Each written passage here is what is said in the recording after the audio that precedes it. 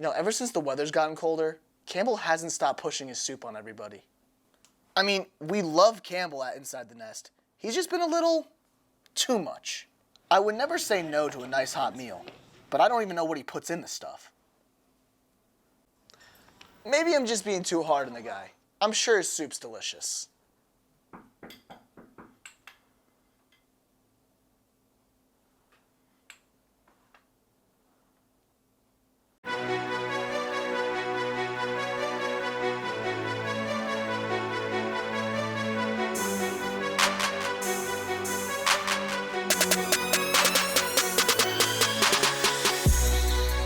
Welcome to another edition of Inside the Nest. I'm Campbell Diamond alongside Amir Williams, and it's the last episode of the fall semester. Winter is coming and the Red Hawks are surging on the court and in Panzer Pool. Amir, how about you? I'm doing well, Campbell. I can't complain. As the semester comes to an end, I love to see our Red Hawks are being great on the court and in a Panzer Pool. The men's basketball team is still soaring high this season after a big 83-70 win against the Lions at TCNJ. The Red Hawks now have an 8-0 record after the win, which is their best start to a season since the 2002-2003 season. Two seniors had stellar performances on Saturday. Steve Reedman was the leading scorer of the game with 21 points and also grabbed 6 rebounds on the day. And Keon Price had a good all-around game with 11 points, 6 rebounds, and 4 assists. Rockland State's next opponent and a chance to go 9-0 is against St. Mary University on Saturday at Panzer Athletic Center. Women's basketball had a tough match playing against TCNJ this past Saturday, but the Knights had a great start, beating the Red Hawks in the first quarter. However, MSU stepped up, and by the third quarter, both teams were tied 44-44. It wasn't until Nikki Carter sunk in a clutch free throw in the last few seconds of the game to get the win for the Red Hawks. The final score was 58-56. Carter also had a phenomenal game, scoring 32 points and was 5-5 from beyond the arc. Before TCNJ, the Red Hawks were on the road playing against William Patterson. Brian White has more. I'm on location at William Patterson University, where the men and women's basketball team took on the Pioneers. Last time these two teams met up, they both took home the win.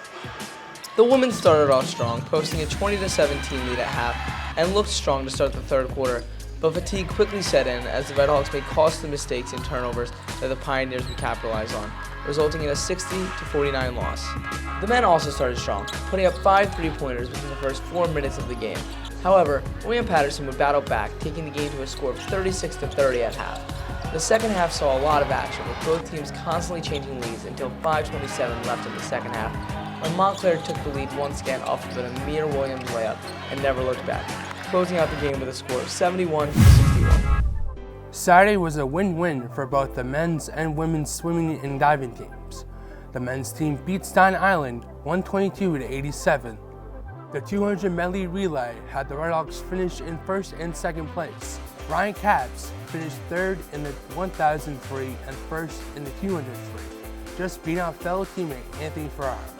The women took down Staten Island 151-74 and Felician 148-75. The 200 medley relay, first and second place, were taken by the Red Hawks. Kate Cipollette took the win in the 200 free and the 500 freestyle. The Red Hawks close out the 2022 year and will be back in the pool for 2023, where they will host FDU Forum on January 17th. The old saying goes, they beat us in all 3 phases of the game. The last phase, special teams, goes unnoticed in the sport of football. Michael Fitzpatrick and Andrew Meyerson are the main kickers for the MSU football team, and our own Matt Boucher and Catherine Pace had a little competition on their hands.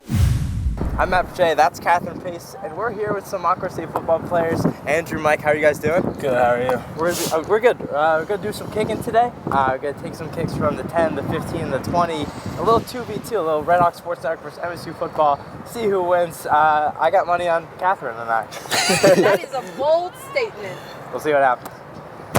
Attaboy. We'll take that. Let's go. There we go. Get up. Oh. Get it.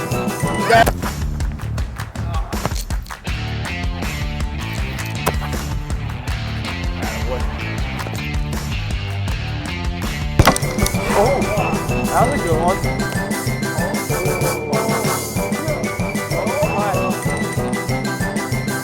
it. Oh. Oh. Oh.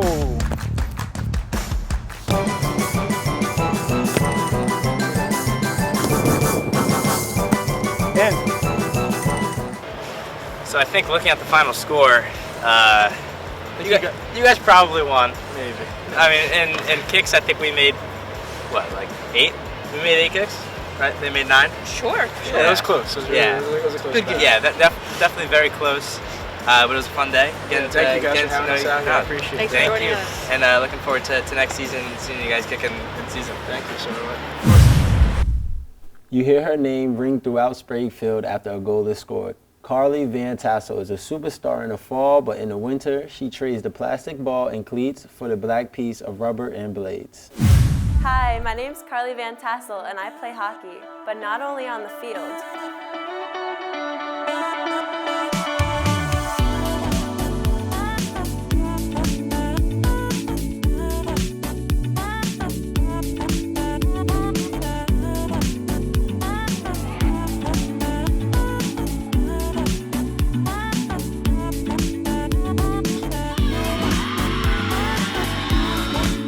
I play left wing on the women's field hockey team here at Montclair, and in the winter I play forward on the women's ice hockey team. I started playing ice hockey when I was 7 and then transitioned to field hockey during 8th grade. One of the major things going into field hockey is a lot of the physical aspects that were very difficult and not a lot of options for women ice hockey players. So a big thing was being able to find a sport that was similar but that I could do with anybody. When I was looking for colleges, this was a big decision too. I either wanted to play ice hockey or field hockey, and when I looked, there were so many more options for field hockey that it was just a no-brainer to stick with the sport and keep working at it and to use the skills from ice hockey to translate. Throughout high school, I was on the boys' ice hockey team. Ice hockey is a lot more physical and field hockey is a lot less physical. I had a hard time adjusting to that in the beginning. I had to learn how to use my body in a more efficient manner instead of, hitting people and running into people. Having the experience of playing with the men on the ice hockey team in high school was something that helped me grow and to be a stronger player and to know how to protect myself and how to move certain ways. One of my favorite moments from this field hockey season was scoring against Rowan, which is a very good team, and I was very proud of that, bringing the ball up the field and putting it in the net. Since my coach is watching this, I can't say that I'll pick one over the other. I love both of them equally, but some days I do like one more than the other. While the head coaches here at Montclair State garner all the attention, we take a look at the coaches who normally don't get the spotlight.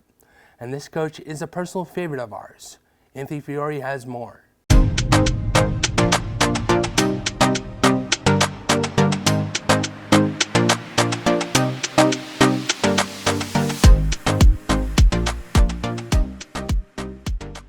Thanks guys, and welcome back to another edition of Flying with Red Hawks. I'm Anthony Fiore alongside Coach Mike Palazzi. Thank you so much, Coach, for letting us be here with you today.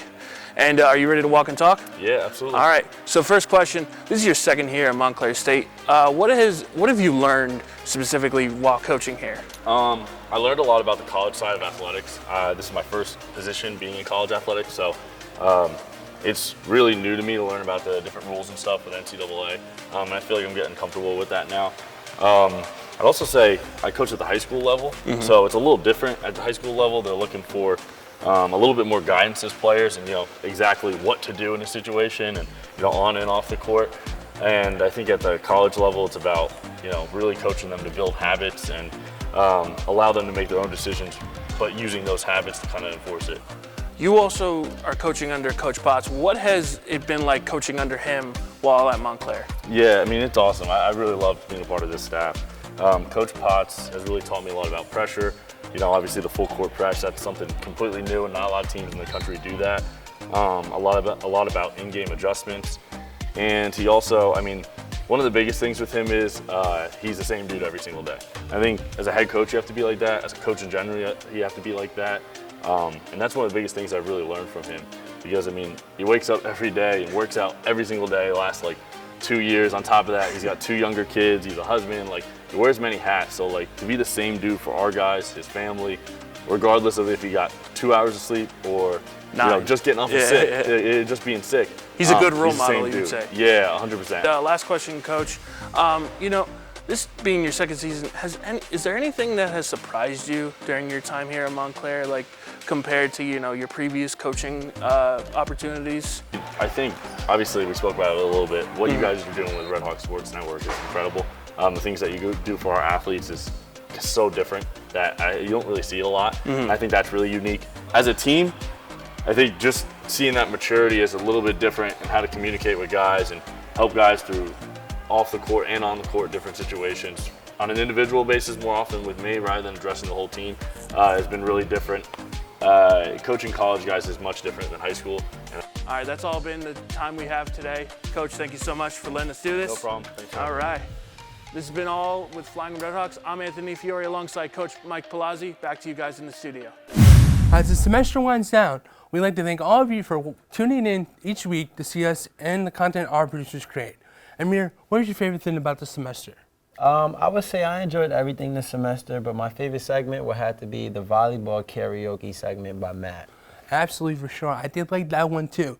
If you want to see more content like that, be sure to follow us on Instagram and TikTok at RedHawkSN and check out all our shows on our YouTube channel and streaming on Hawk Plus. Before we close out our show, we'll send it over to Justin Goldberg for one last interview where he sits down with, well, you'll see. For Mill Williams and everyone here on Inside the Nest, I'm Campbell Donovan. Happy holidays. Hi, my name is Justin Goldberg. I am a top journalist. I'm here at Montclair State University to interview Justin Goldberg for the Red Hawk Sports Network.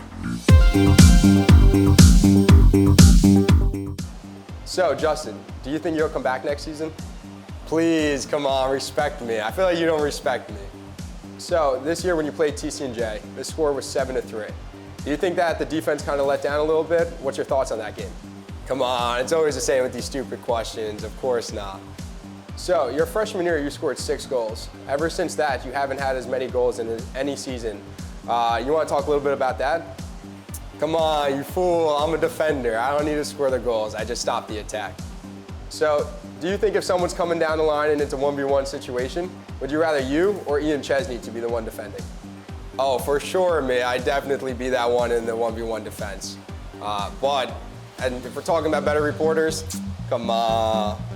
So, Justin, you still haven't answered. Are you gonna come back next season?